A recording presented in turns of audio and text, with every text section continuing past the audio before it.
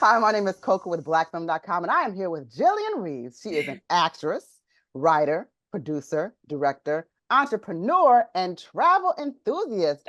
Woo, that's a lot of things to be, I'm a right? lot of She's things. a lot of things. Okay, we're gonna talk A lot of about it. things, Coco. A lot of things. And your latest project is Sound of Hope, the story of Possum Trot, which is in theaters everywhere right now. So you guys should definitely go out to see it. Thank you so much, Jillian, for joining me. Thank you so much for Thank you. having me. Excited to So talk to you. I'm very excited. So I do understand that you are based in LA right now. Yep. However, you are from Columbia, South Carolina. I am. I still have a house there. I still Oh, go there a lot. It's hot down there right now.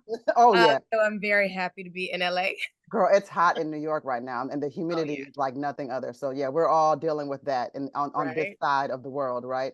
Yeah, but what's it like, being a child from South Carolina that says to yourself like, I've got dreams that are going to take me out west. Like, where does that? What's the origin story there for you? Oh gosh, I grew up really rural. So I Mhm. actually kind of similar to how you see it in Possum Trot. Like we were riding on the Okay. back of pickup trucks, like we Huh. were just on dirt roads, getting in wood. It was really like that. Okay. And so I knew very early, I was like, I gotta get out of here. I need to be in a different setting. So Mm, I always knew that. I didn't exactly know how it was gonna happen, but I always, from a mhm, very young, was dreaming of like going places, bigger places, doing different things. mhm. Um, and so it's really lovely because even when I go back and forth, they're very different worlds, right? LA is a very different Yeah. world. Yeah. Then I'm actually from Irmo, South Carolina, which is an even Mm, smaller part of Columbia, right? okay. Mhm. Yeah, so really different worlds, and Is it then like a just small town where everybody knows everybody kind of thing? yeah, all Ah. family, like everybody's family, like can't be my friend because I think it's my cousin. Like you really can't do it. Mm, And then just been so blessed to travel the world and see so many different things. So I actually appreciate it all. Where I'm mhm. from, where I am, where I've been. I have a really deep appreciation of all of those differences. Oh, okay, so because I'm from a small town outside of Chicago too, right? So when Oh, I used to live in Chicago. Where you from? I'm from Country Club Hills, Illinois. Girl, yeah.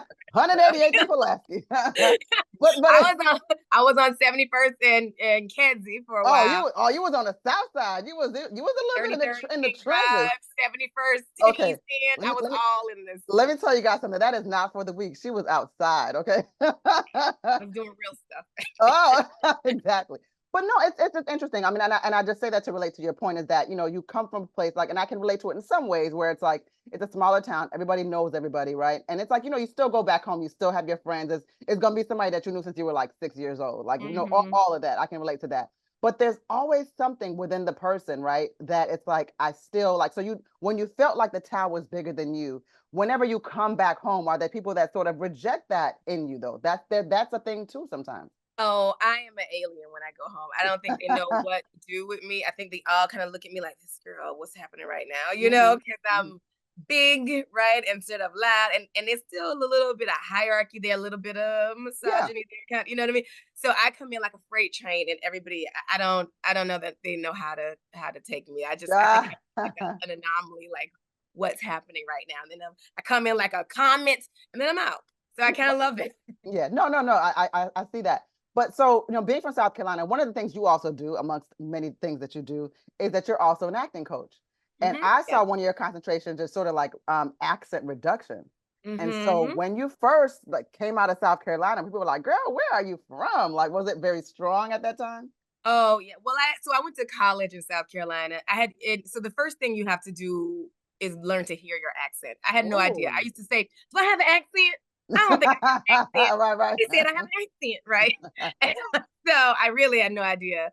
So Hmm. I actually went to college in South Carolina. I'm a Gamecock. I went to USC, Okay. and I was a theater major, and so that was part of what we did. We had to do voice and diction. We had to learn IPA, which is the International Phonetic Alphabet. And Ah. that is where I started to hear my accent and actually start to have options, right? Like, Hmm. because I like my accent. When I go home, I like it. I do it now. But Hmm. you want to have options. Hmm. You want to be able to play different people, different things. Even as business owners, right? You want to be able to communicate really clearly. Because sometimes when I go back now, I'm like, come again? What? I can't make Right, out right, quite right. Yeah. Yeah. what you know what I And mean? language evolves too, right? So some of the slang or some of the things that people say, it is just foreign. Exactly. Right, and interestingly enough, I actually started that accent class when I was living in Italy. So I started it Oh. originally for foreigners, like people from other countries who were interested in doing Hollywood movies, and TV, and things like that. But then when I came back, I was like, oh, you know what? There is a huge market for it here as well. So, Mm. and then, like you said, starting to remember my own journey, being Mm-hmm. able to kind of come to neutral, and then being able to do different things. So my the Sound of Hope, I was able to like really dig into the Southern accent. Southern accents are different, right? Yeah. Arkansas is Ah. different. Texas, that's different than South Carolina. Even with Charleston, South Carolina is different than Mm. from Columbia, than the Gullah Geechee guys. You know what I Ah, mean? yeah, yeah. So yeah, I think once you can get to kind of a neutral, then you can really start to layer on other accents or just communicate more clearly. So I love language. I love accents. So that is actually a big passion of mine. So you bring up Italy. And Yeah. now I've got to ask you this. When you go online and you go on social media, you talk about Black women and their experiences in Europe, and Italy comes up a lot. And people will say that when they've gone to Italy, they've actually not been received well until people realize that they're American. Did you have Oh, those experiences there? so there's a lot of Black American women in Italy. Like I Okay. think that like yeah, it's a really big it's far more than I expected. Hmm. I'd say generally speaking, you will still get attention, period, right? Hmm. And but once they find out you are American, that attention changes quality, if that makes Mm. sense, right? Oh, I So understand. Yeah. right? So I do think, we are very, very, appreciated when we go to Europe. There you know, Yeah.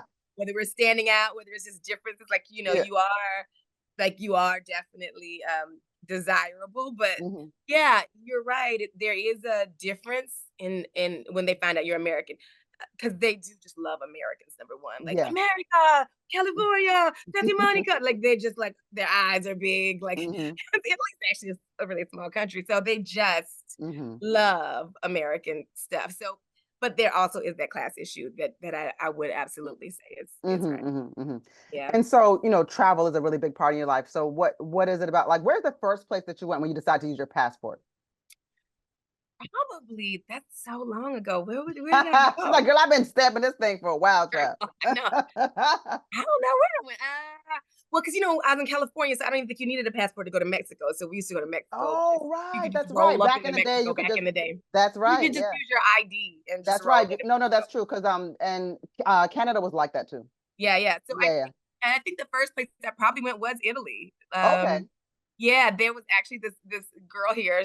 She moved to Italy, and she did a Black girl travel. We're Oh, still good nice. friends, and so she used to bring like these huge groups of Black women Yeah. to Italy and like have them serenaded and just Oh. treated so well. And yeah, she sort of shifted to more globalista stuff, but she was wonderful.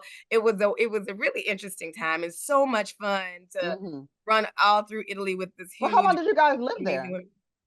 So that was just a trip. I Oh, just that went was the there trip. for, I don't know, maybe a couple weeks or something, and then when I moved there during the pandemic for Oh, a okay. year. Yeah, Mhm. so and then was going back and forth, but girl, I was in France for, like, 8 months, and Mm. last year I did Bali for about 4 months, which I just adore, I heard I heard Bali's cheap to get around. It's not difficult. Is that true? yeah, no, it is. I mean, Mm. but you're in the back of a motorcycle, right? Oh, Like, yeah. Well, I don't know if I don't know if I like got that in me. no, but it's fabulous. I actually found that, like, through a lot of personal trauma, like, Bali was such a healing place. Like, Mhm. there's a lot of Instagrammers making it seem like pure luxury, which Yeah.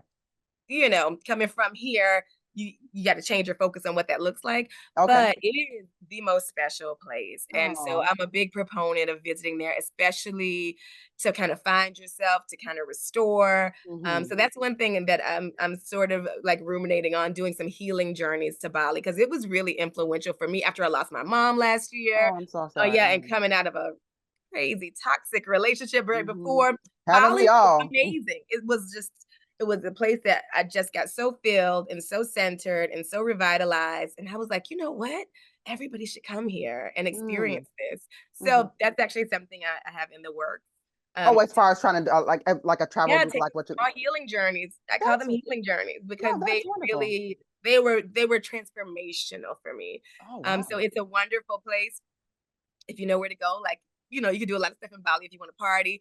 Hmm. If you want to center though and Hmm. really be nurtured by, Mother Earth and Hmm. just it's a special place. They call it the land of the gods. So Mm. it's an amazing place, but I highly recommend just experiencing the world. I definitely consider myself a global citizen. Nice. And I think when you're really able to go and see things, you can really experience even America differently. And what all we go through, and whether it's political or whatever, like you start to see things much bigger than these very small infighting groups, and you Yeah. have a much better perspective.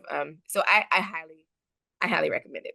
One thing I picked up through travel is, well, there's okay, so they have this sort of like the concept of like a developing nation, which we used to call third world, of course. Then Mhm. you have, these sort of first world countries. Then you have, I guess, what they call like the second world, and I don't want to go like call like y'all call second world, y'all call Yeah, it whatever. I know. Right? We're not gonna do that. But one thing that I realized, especially through the sometimes through the lens of when you're, because I mean, my parents are my parents are immigrants. I am first generation American. My parents are East African. But so what that means is that even when I would travel to Africa with my parents, a lot of that made me see the developing nation, like we in the Mm, village experience. right. But even when you go to certain cities, but even when you're in Africa in certain places, one thing I learned leaving America is that we think we know wealth sometimes. But people that got money in some of these other places, it's immeasurable. It's bigger than Right. anything that we can even conceive. Like I didn't know, like because of even just even with my parents being who they are, I still had a limited world, like a scope, until I saw it for myself. Right. That Well, and I think America has a lot of weird number one, and then you go to some other place and it looks like yes, brand new, futuristic. You're like, wait a minute, that's what I'm like saying. But Yeah. I have a funny quick travel story. Hmm. So I was in India, right? Hmm. And in India, like I was trying to say it's wild, so, but you're taking this train, and so you have to have your passport and do all of these things, and Hmm. so there was something going on, and I had to go wait. And oh, he asked me while he was filling it out. He was like, "What's your nationality?" And I said, "African American." Right. Mm. And then he goes, "What? Where in Africa?"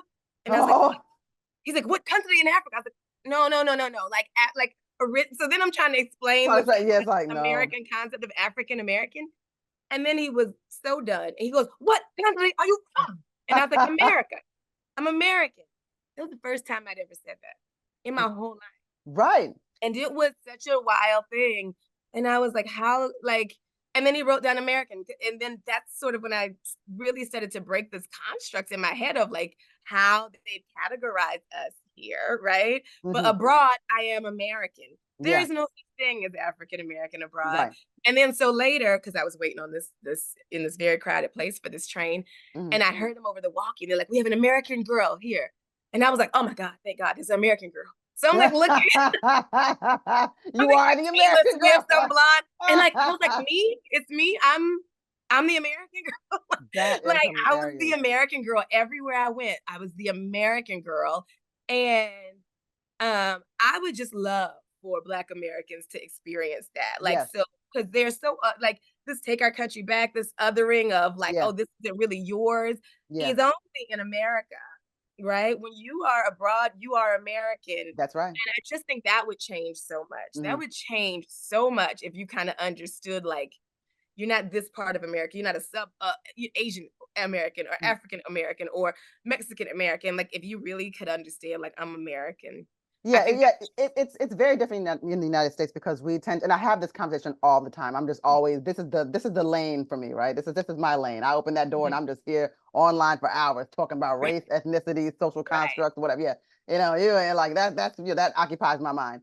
But it's interesting because, and again, my parents are East African, so my mother to this date has always had a very hard time just conceptualizing, like when somebody says, okay, so you're Black. She's like, she thinks that it's just so secondary. Like, of course I'm Black. Like, why are you asking me that question? So it's like when you talk to people from other countries, they lead with their nationality through and through, just like you said. So like my mother would be like, I'm Tanzanian. Like, why are you asking me am I Black? So she can't understand. Like, she's like, why do you guys emphasize so much of it? But that's because here we have to say like we are this, we are that, we are this. Like regardless. It doesn't matter Right. how long your family's been here or Right, and not. Yeah. almost because it's a little like, right, it's like breaking up the minority groups, I feel like, Yes. because when that lady said there was an American girl, I myself, who am, I think, pretty progressive in my Yeah, opinion, pretty yeah, educated, yeah. Right. I myself was looking for Taylor Swift to I, walk through I the would door. I would have too. Yeah, I would have too. And so it was a beautiful experience. I actually came back and wrote a pilot called American Girl, uh, because it was an amazing thing, and I just thought everybody should like, this would change so much, I Yeah. feel like, if you could have this thought, and yeah, I know, I'm with you. I could go down a whole road of, like, this language and how it can, because Yeah. even when I'm in Africa, right, like, Black Americans love to back to the motherland, all, like, Sure. a lot of these thoughts, but, like, I'm American in Africa, like, if I open my mouth, that price is gonna go up about 5 times, like, Exactly. You ain't never like, lied about they that. like to say my brother, my sister, but, like, they are Yeah. about to take Nah, whatever, you're gonna get hustled. and Yeah. so my friend who is Senegalese, I was in Senegal with him, and, he was like, Nice. "Don't speak. I'm gonna tell them you're a congresswoman, and we're just gonna go." So I just learned, like, I don't like, I was with him when we were buying stuff, I didn't speak, so it's a really interesting, dynamic, I think, just the nature of, like, the Black American plight, mindset, like, Mhm, how we're viewed in the world, how we view ourselves, mhm, and I think there's so much room for expansion and growth and, like, just exploration of that, because mhm. for everybody, their whole even perspective is different depending on what they've experienced, where they've been, where they're from. It's such an interesting Yeah. world. No, no, it is, and it's interesting because and I'll tell you too. Like if I go to Africa today, because I'm so Americanized, as they would put it, no one they don't refer to me as African. I am also the Mm. American girl, so I get the same jacked up prices and the same treatment, the same treatment. But let's go ahead and start talking about this movie. Yeah. Sound of Hope, the story of Possum Trot. You said Mhm. you also grew up in a small town, but this is an incredible story for any town, large or small. So let's talk about what this story is actually about. Yeah, so Sound of Hope was set in this little town called Possum Trot, Texas. And literally, I did an interview with Good Morning Dallas, and I was looking for it for a little intro.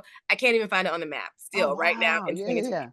Like, it does not pop up. Mm, And this little Black congregation, this church, who a lot of them were also family members, much like where I grew up, um, decided to take in some of the hardest to adopt kids in the foster care system. mm. And so 22 families ended up adopting 77 kids and wiping Wow. out the foster care system in the town, which is just incredible. So this is kind of the story of how that happened. Mhm, It's led by the pastor and his wife, and I'm the wife's sister, mhm, and the first to adopt in the town.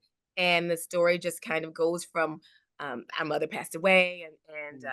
and Donna Martin in the movie got the vision and really felt like, I have so much love to give. Yeah. What can I do with this? And then they just got the whole community to follow, and change the lives of 77 kids, which is so remarkable. Of the most traumatized and Mhm, hard to adopt and place kids. So it's an amazing story of, I just think, community and yeah. faith and coming together, and, like, huge hearts and so much love and perseverance. It is so inspiring. Mhm. They came to set. I got to meet my character and the first lady and the bishop, and they are just the Yeah. most down earth, down home people you could possibly imagine. Just full of love, just so encouraging. Like, you can't even talk to one of them without them just starting to speak life Aw. Yeah, and just yeah. beautiful Affirmations things. and Oh yeah. my God, just amazing, amazing. Mhm, And mhm. it's just amazing to think that even after, because the movie does not sugarcoat how easy it is to Okay. take care of kids. Like, so it's Mhm. not just like a hallmarky, like, oh, this was wonderful. Like, it shows how difficult it is to deal with kids who've been traumatized Yeah. and have mental health challenges. And um but the fact that they went through that, and then it shows, like, where they are now and how they really Yeah. changed the trajectory Mm, of these kids' lives. mhm. And for them to have done all of that and literally still, as if they meet you, will immediately start giving and talking to you and be like, "You are powerful and you are I mean, they're just amazing people. Yeah. They've been so encouraging. I'm so humbled to have been a part. And I think as an actress, I just really wanted to bring as much authenticity as I could. My father was also a pastor, and like I Mhm. said, I grew up in that small town with that church being the center of everything. So I felt Yeah. like I knew the world as soon Mhm, as I read it. And so I had a connection to it, and just mhm. really, really excited to how it turned out. And want everyone to go see it because it will definitely touch your heart. At the very least, you will come out more aware and Yeah. touched at this situation that's going on in the country with Hmm. foster kids. And this movie, it really is, it has a way of being a faith-based movie, but not in a preachy way. Like Right? there's a difference because a lot of times like you'll watch movies that have a bit of a religious leaning, like I said, there's certain Christian films, and like, like you said, and this is not it's not something that I'm saying in a negative or disparaging way, but sometimes when people are expecting a sort of a Hallmark film, that type of thing, it's sort of wrapped up a certain kind of way. It's very like it's intended to kind of have a certain kind of a cookie cutter way. This, I don't think that like if you're somebody like, let's just say, but somebody doesn't is not necessarily, they're just a secular individual, they don't go to Mhm. church, they ain't of the cloth, nothing like that. I don't feel like this movie is inaccessible or something that they could not enjoy or learn something from. And that allows people, I think it's in a good way though, because it allows Mhm. people to sort of, like when they say at church, when they say, they don't necessarily mean it. When they say come as you are, then you come as you are, they go, the whole church gonna be looking at you like, I know she didn't, No, right? But I do right. feel like it has a way of just inviting everyone in, and No, we can all receive the message. Yeah. I think that you're right. At the LA premiere, I took my girlfriend and she runs like the Pasadena International Film Festival. She's white. I don't know if she's particularly religious. I've never really Right. heard her talk about it. And when she came out, she was like, it was so good. She was like it, I thought it was gonna be a black film, but it wasn't. And Right. she was like, and it was like religious, but it wasn't preachy. So it was Right. an incredible thing. Like it is a film about this community.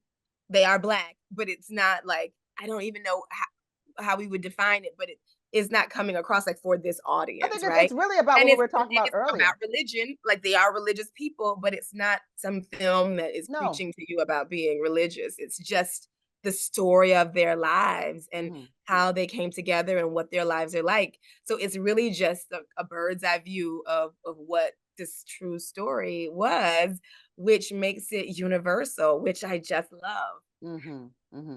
I want to talk about, because you directed, wrote, and produced and starred in your own short film, right? Yeah. Broken. So what was that like? What led you? Because I mean, again, you do so many different things. Mhm. So just what led you to that?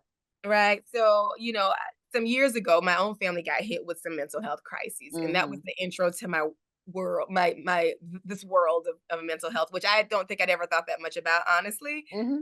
Once, sort of like this film, like once you see how crazy the foster system is, you're like, okay, well, we got to show this. Like Yeah. once I saw how difficult to manage this world of mental health and getting your loved ones help and finding Hmm. some stability, it was so difficult.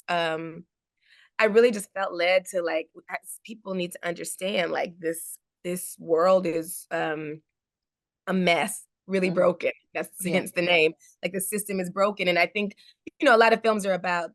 There's been some amazing films that came out. Like really, A Beautiful Mind was awesome. Like Silver Lining Playbook, you really got to see sort of not just the person dealing with the mental health issue, but like how it ripple effects to the family. So Yeah. mine was really about the family, like how hard it is for a family to try to care for an adult person Yeah. who's suffering from a mental illness and how tying their hands makes it just so difficult for the person to get treatment, for the Yeah. family to cope. So caregiving is really a big part of Caregiving. it. Yeah. Hmm. Even later this month, because this July is National BIPOC Mental Health Month. So Hmm. we're having a virtual panel on caregiving. Oh, Um, good. and kind of who cares for the caregivers, supporting the people who support. Oh, I think, wow. That's yeah, powerful. it's huge because I don't think when you're in it that you even realize like, Mm-mm. You just step in and you don't even, yeah, exactly. You don't realize the trauma yeah. or the burdens or just And anything. there's like 7 different kind of traumas that Hmm. caregivers specifically face. I don't Mm. I don't know that I ever thought about that when my mom was sick, I'm like, okay, I'm here, Hmm. right? Whenever, those mental health crises erupted, I'm like, okay, well, let me see if I can fix it, right? And I think Mm. we have the mind of fixing it, and that brings on all other sorts of emotions when some things can't be fixed and they have to be managed. Hmm. So, I made that film to really show, like, because, and I also don't think people who aren't in the world know. I didn't know. Why would you know how difficult it is? You just see people on the side of the road, homeless, talking to themselves, and you think they don't Mm. have family, nobody cares about them. They're just but that's not true. You know what I mean? Mhm. There's probably somebody who's exhausted, Yeah. doesn't know what else to do. And it's Mhm. not that they're not loved. It's not that there's not somebody's father or Mm. son or, brother or sister or, Mhm. or wife. But at some point, you feel really tied by the system. So I really want to show that in the film. And I'm also working. So I did a short originally, Mhm. and we're now expanding that. Good. Yeah, so to really tell the story more deeply, and then just really became a mental health advocate after those things happened in my own family. And I have such a heart for caregivers, whether you're caring for an older parents, a person with mental illness, like this film taking in Yeah. foster kids who have just experienced things they should never ever have experienced. Right. I think the caregivers have to stay strong to care for these people that are so Yes. vulnerable. Yes. I just saw such a void in the caring for caregiver space and want to just give them some love, attention, awareness, say I see you, you are not alone, and try to build some system to offer some support for Mm. caregivers. No, it's great that you're doing that because the reality is when the person is a caregiver, that's often the person that everyone looks as the rock, the light, Yeah, the strong one, the so forth. So God forbid that individual even shows any sense of vulnerability, then everything crumbles and falls apart. Because if he right. or she can't handle it, then who can, Yeah, and a lot of times caregivers have really poor outcomes. Sometimes caregivers will fare far worse than the people that they're caring Yeah, for. that's true. The stress of it. Because it's so easy to neglect self-care That's when you're right. just giving. And so part of my supporting the caregiver in a broader way is what self-care looks like, what Hmm. self-love looks like, and really making sure you carve out boundaries where you care for yourself. And then like after you go through a hard caregiving journey, like how do you heal, restore, who are you now? That's where I really think my healing journeys are gonna come into play because I had to go through that. Losing your mom is like Yeah. crazy, right? And Hmm. mental illness, you sort of lose people because they're Yeah. not gonna be the same people they were, No. and then you have to grieve that. Yeah. So, I think we just have to have a place where we can do that safely, where we can Hmm. still carve out boundaries and say we have to keep ourselves well. So that kind of wellness and self-care and self-love, I really have a heart to prepare caregivers to really implement those things and Hmm. care for themselves because givers especially and a lot of caregivers are women, you know what I mean, Hmm. and in my community certainly, and I think for a long time in the Black community, like it was very taboo to send anybody to a home of any Yeah. sort. Oh no, you don't do that. I don't care what they're doing. They could be shooting Yeah, through the door. You're not sending grandma to no home. no, Never do that. real talk, right? Like, like you're virtuous as long as you're taking the hits, but as soon as you get Exactly. out, it's like, well, she wouldn't, then everybody's judging, but Oh, they're not there while but you're but in. and they're not the ones that's taking them in either though. Like, no, that's No, your mama. Well, hold on now. yes, You yes. know. So yes, you understand. And so I'm Hmm. like, after going through it, I just was like, okay, like, there needs to be a space where Sure. people understand, like, you have to stay strong and just staying strong where people look at you and think you're strong is not the same as being well and being strong, Oh, that's very, very right? true. Hmm. Yeah, so that's a big part of my mission. I feel like in these last couple years, like the things Hmm. I'm transitioning to, the things that are on my heart, Hmm. just from my own experience. So I'm like, all right, I'm naturally led here. Like we're gonna shed some light on this space. We're gonna support the people that support others, and I think that that's gonna just really help strengthen our communities. And so through stories, through media, through entertainment, and through these new ventures, that's really my aim and really where my heart is. I mean, and your heart seems to be, I mean, just from everything that you do, the type of work that you're taking on. So, you can be creative but still caring, right? So just, Mhm. using the lens of film to be an Right. advocate, to make people aware of things, or to just make people just more whole, even in a And sense of it's therapeutic, it was really absolutely. like, girl, I wrote that film, like, in a minute, like, after a I was like, it just was You like have to let it pulling. out, right? Yeah. Right, girl, I Hmm. wasn't doing therapy then, so I think the art was Hmm. my therapy, and then creating it was very cathartic. Hmm. Like, in my own work, I really like comedies, but, like, this one was so dramatic because I was like, "We have to care. We cannot just keep turning blind eyes to other people's problems or because those things often affect the communities. Like those people on the street that are talking to themselves or Yeah. whatever, they're smart. Like they can No, contribute sometimes so if you much. listen, They can exactly, have like, big lives if they are just treated. And so yeah, often what is really causing the stigma is untreated mental illness, that's right? correct. That's correct. It's not the mental illness itself. It is when it goes untreated. And Hmm. so, yeah, just I don't these are not things people would think about in Hmm. their own lives unless they are experiencing it. But when people know, they know. And then they're like, yes, Hmm. I know, I Hmm. see you. I told like me being open about those things, people I known for years came to me telling me stories. And I'm like, Yeah. about that they just been dealing with in silence. And I just am a really big proponent of ending the stigma of sharing Mm. our stories of not stigmatizing mental health. It's Yeah. it's ridiculous to me, and it's ridiculous for people to just suffer without feeling like they have a place to go, someone to talk to, feeling like they have to keep a secret. I'm very much about bringing the light into these places, That's sharing our wonderful. stories, and ending the stigma of Hmm. mental health and Hmm. mental conditions. For sure. And I was, just I want to just put this out there too. Like if people, if you have the time at all, if you can lend yourself. I was telling somebody the other day too. I had once volunteered at a veterans nursing home, which is very different. These are Mm, individuals that fought for our country, that, may have, had some sort of disabilities and mental or physical. yeah, But the real issue there was that, they had come, some of them were so much older that they had no one left to visit them.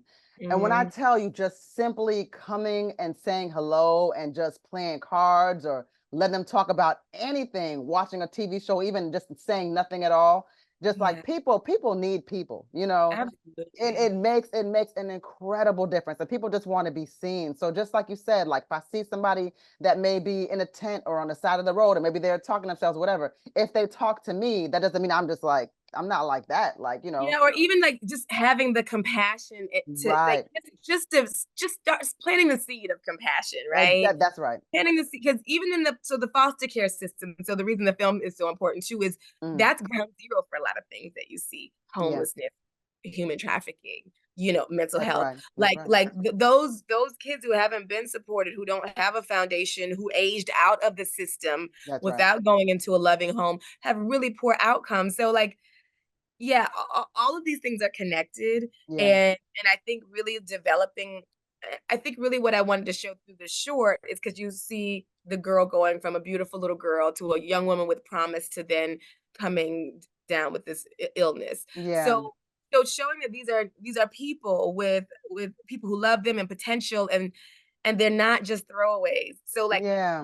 giving some humanity to these people who are the most vulnerable, who are often the most overlooked. So whether it's these children or people who develop mental illness older, or like you said, these people who had these full lives and need care. I saw this beautiful thing, tangent. Mm, I saw this mm. beautiful thing where they're actually some places are restructuring the concept of nursing homes and bringing in foster seniors. Oh, wow. I love that. I never heard Incredible. of This this. lady had 3 veterans in her home that were living in her home, like, just like a foster Wow. care for Yeah. children, and they loved it. They loved feeling like they were part of a family. They felt more important. They had companionship, so I thought that was such a beautiful model. I don't know if it was Michigan. It was some, I think, Midwestern Right. state, but it seemed like a new pilot program, and I was like, "What an amazing I'm idea." gonna look that up because that's really Yeah, interesting. Yeah, yeah. it was That's really beautiful. wow. Yeah, you Wow. should. It was a sister who had the 3, and she worked in a nursing home and was like, "This is terrible. We can do Yeah, we better." can't do this. Yeah. And they started this pilot program of having these foster seniors, and I love old people too, girls. I, So yeah, I do. I I listen. do. I just love them. I love them. Old people, or we should say seniors. We don't want to get in trouble with nobody. I know. I'm so Senior, sorry. right? No, no, Before we this don't now, want nobody. Don't politically come for correct us. thing hasn't caught up with me. So blame my head, not my heart. Honestly, for anything I have said. We got to, we gotta say, but seniors, elderly, old people, no, we know what we're talking about, Yeah, yeah. or children. I mean, they are so perceptive. If somebody older just does not take to you, there might be a reason. And if a child Right. doesn't take to you, there might be a reason. So I love the just kind of this the inherent honesty Yeah. in older individuals that you get, that it's just sort of the no nonsense. Like I done been here too many years to be playing Yeah. games with y'all, There's So something so precious about them too, yeah. though, even. Do you know what I mean? It's like, Yes. "Oh, look at him, still trying I'm still being feisty." I don't know. even here I had adopted some older women as my grandma and Oh, yeah, just kind of help them in their later years. I do have my own grandma. Oh my goodness, you know yeah. what I mean. And so I think when you've had those connections when you're younger, probably like you still have that heart for them whenever you get to be an adult. And as caring people, Yeah. we do have to figure out and carve out that space to care for ourselves. And that can be a far bigger challenge than caring for others. So some people have to develop that empathy to want to care and give a little Mhm. bit of time and concern to people. And some people who are wired that way, who give everything, have to learn to carve out that space where they don't get empty, burn out, worn out, and then just want to throw up their hands. So You you you have see that a lot too, like with the eldest child, what they call like parentifying that child. Like, I would even say in my case, my older sister, she raised us, you know. yeah, yeah, So she just sees the world very, very differently. Like I remember her making us like dinner at 10. I yeah. was Oh, not yeah. doing that, Yeah. but I was the youngest, but still quite parentified and could be yeah. the environment, the South. But yeah, so Hmm. and then I was a young mom, so I had kids, Hmm. twins really early. Hmm. So then I get the caregiver burnout. I've burned out several times. But my first trip to one of my trips to some place, I've been in my place. I was just like, I'm out. Right. This I'm has to out. You happen now, guys right? fend for yourselves. I don't know what to say. And then I went and then I got rejuvenated. I came back. I was like, okay, all right, I'm back in. And so I think it's through my own burnout, come back, Hmm. burnout. I was like, there's a better way to handle this. Hmm. We shouldn't have to get to burnout. Right, and that's We that's have the should problem. have a We steady often do. level of self-care Yeah. because that's just that's that hamster wheel is a roller coaster is no way to be. So I really want to carve out a space that's like, okay, this is how you can thrive in the middle of the situation so Hmm. that you don't have to totally recover after. Like you've been keeping a balance of wellness and self-care, you know. So that's a really big I was not successful at doing that. So I want to help others, like learn from my mistakes Right. and right and really really help people not have to go down that road that I took. It takes a very, very special and different individual to do things the way that you're doing them. It's very easy to be selfish. It's very easy. You've done a lot of things. You've been in a lot of commercials. You've walked your red carpets. You've just been a part of a lot of things. And your network is very large. I can see that. I know that. But to still want to take on projects that have some sort of fulfillment beyond the entertainment of the thing, right? I mean, which is not to say that there's anything wrong with that, but funny is funny or laughing is laughing or crying is crying, but to take on things that could even sort of trigger things that have affected you in a personal way. I mean, Mhm. that's a harder task to me than simply reading a script that is good, but it's also a great check. This is different. Right. Yeah. And those are two different things. So the bag, right, is different than what is going to Right. fulfill you, right? Really. Exactly. And I think a lot of people think the bag is going to fulfill them, right? Because a lot Hmm. of people are dealing with those day to days, rent, car, Yeah. whatever. And so they're like, oh, once I get this bag, everything's going to be good. But that's not how it It's works. never like that. Mm-mm. It's never like that. It's not how it works. That's a hard thing to believe when you need your rent paid. I get Exactly. it. You're like, well, I would still rather have that and those problems. But even in your pursuit of the bag, right? That's your life. I think I realized at some point, I'm like, as I'm like auditioning and doing all this stuff, and I'm like, but this is my life. So I have to make my life now also. Like it Hmm. can't be I'm gonna live my life when I do this, That's when I right. get this. No, no, no, right? Like that cannot be your reality because right, tomorrow's not promised, 5 years is not promised. I'm You telling have you. this moment, and this moment is your gift. So you have to figure out how to secure your future, get your bag, but also find joy and happiness and meaning in this moment. And a Hmm. lot of times that comes from what can I do for Yeah. someone else? Being really self focused, I think, is the recipe for a lot of depression and anxiety and really Yeah. bad. I don't know. That a lot of good internal things come from just self focus. So Mm. finding that balance in your life right now Mhm. is really key. But also giving to the point that you are depleted and exhausted and you can't fulfill the things that you need to do. That's That's not right. the way either. Now Right. we all often make that very virtuous. Oh, look what she did for her mama. Look Yeah, at yeah, you know yeah, what I yeah. mean? And you're like, Mhm. I'm dying. I don't think I can Yeah, breathe. But yeah. like Mhm, I'm having nightmares. I'm not doing like that's mhm. not virtuous either, right? Right. So I think we have to really find a balance. And for everybody, that's going to be different because some people are more inherently self-focused. Some Mhm, people are inherently more outward focused. So mhm. your solution, depending on who you are, is going to be different. But Sure. coming into that balance where you are mindful of who needs your help and what you can do for other people, but then you also have a healthy sense of boundaries so you can keep yourself healthy and safe. Like I Mhm. think that is the sweet spot that we want to try to find. I think that's a great message for Mhm. sure. And it has been so, so lovely to talk to you. I promise you that. I mean, Girl, you too. no, thank you very I much know we because could probably talk for like I can already see we could oh, probably talk for an hour or two. you can know because I was like, now I could go ahead and elaborate on this thing, but I know myself and I know We'll do it she another time. We'll and then do it and I another was like, she's not running from nothing too. I noticed that. So time. I'd be like, let me tell you about this. Too much. exactly right, exactly.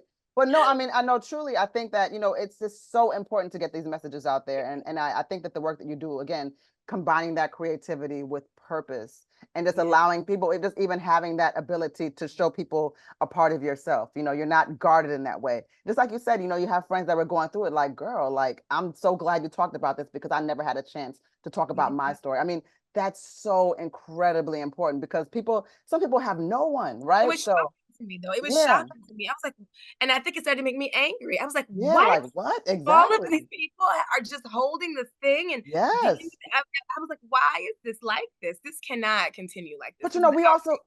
look, we live in a world, Jillian, where there are people that'll even weaponize, your vulnerabilities, and somebody might Yeah. throw that right back in their face. So it's like, you got people that are just, I mean, I've even I've dealt with that where it's just like I don't even want to Mm. communicate anything or be around anybody because the minute you say XYZ, it's like next thing you know, you're hearing this way, that way, and it's not even Girl, come anything. on over to caregiver's corner, girl. We're gonna support Exactly. you. Come on to the virtual panel. I'm moving to a new house this time. I'm on a new block. Yes, I know what you mean, but we you are gonna know, create a space because that is we absolutely. can't no, no, no. No, Yeah, that's the I will every day. definitely be looking forward to some of the projects. I love the idea of getting people centered and going to Bali. When you were talking about that, I was like, well, girl, I'm just at a point in my life where I'm going to do the center, the yoga thing. I ain't partying and throwing them back and all of that stuff. Not right Yeah. now. No, it's amazing, and you can take a night to do that, like, do what you but I'm Right. but when I tell you but, like, when I went, I was so broken, like, really, Yeah. I was depleted, I was just like, "Alright," Mm. and it was the most beautiful place to just not even in my own power, but just to let God do his thing Wow. in this Yes, beautiful yes, place that yes. he created and, like, surrounding yourself with the right people, yeah, that's That's everything, and that's then everything. when you do feel like you don't have a place to go, like, yeah, we are definitely gonna create that community because that's we need that, and we need you to be strong Ah, for everybody, right? It's like, absolutely. You're right. what am I gonna do if I'm empty? How am I gonna pour from an empty cup? That's a very Okay. popular saying, right? So Mm. yeah, no, it That was so good talking to you It too. was so good talking to you. Once again, my name is Koku with blackfilm.com, and I'm here with the lovely Jillian Reeves. Again, she is an actress, a writer, a producer, director, entrepreneur, and travel enthusiast. And we talked about so many things, some of these interviews be like 7 minutes, and it's like, all right, y'all, bye. But um, her latest project, Sound of Hope, the story of Possum Trot, is in theaters everywhere right now. So make sure that you Right guys go now, go right see it. now. Make sure you guys go and see it. There are absolutely no excuses. You can watch the trailer online right now as well. Once you see the trailer, you'll definitely be moved to see the movie, if nothing else. So thank you so much for your time. And I hope you have a wonderful day, girl. Thank you, girl. You too. Thank you so much. After Take watching. care. Bye All right. bye. If you want to see more content like this on blackfilm.com, make sure you like, subscribe, and ring that bell.